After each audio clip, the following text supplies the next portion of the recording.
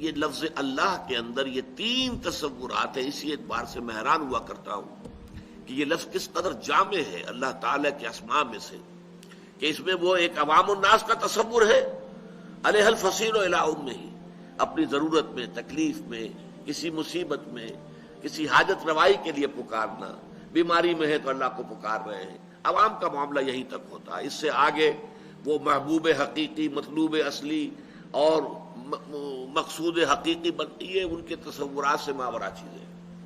لیکن صوفیاء کرام محبوب حقیقی، اور وہ کہ جس کی محبت جو ہے جس میں سرایت کر چکی ہو جان کے اندر، اور انسان کے وجود کا ایک جزو لا ینفک بن جائے. اور تیسرا یہ کہ فلاسفہ تو یہی کہیں گے ہم نہیں جانتے.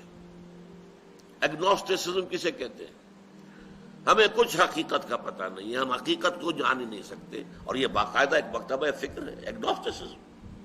اسکیپٹسزم کسے کہتے ہیں؟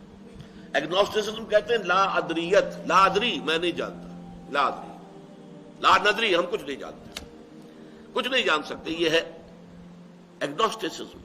اسکیپٹسزم ارتیابیت، ہر چیز کے بارے میں شک، پتہ نہیں یہ کائنات بھی ہے کہ نہیں ہے، پتہ نہیں میں ہوں بھی کہ نہیں ہوں، یہ میرا وہم ہی ہے، خیال ہی ہے، گمان ہی ہے.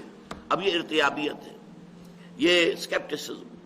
تو فلسفی تو پیور فلسفی جو ہوگا وہ یا ایگنوسٹک ہو جائے گا اور یا اسکیپٹک ہو جائے گا.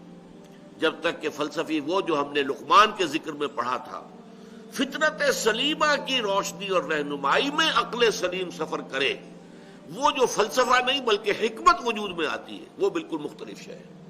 لیکن پیور فلسفی جو منطق کی بنیاد پر اور خالص عقل کی رہنمائی میں چلے گی، اس کی جو منزل ہے آخری وہ ایگنوسٹسزم ہے کہ کچھ پتہ نہیں، یا اسکیپٹسزم ہے ارتیابیت. یہ ہیں تین لیولز ذات باری تعالیٰ کے ضمن میں. اللہ، یہ اللہ تعالیٰ کا وہ نام ہے جو سب سے کثرت کے ساتھ قرآن مجید میں آیا، اور ہمارے ہاں جو صوفی مزاج کے حضرات ہیں ان کے نزدیک یہ اسم ذات ہے، یہ اللہ کا نام ہے.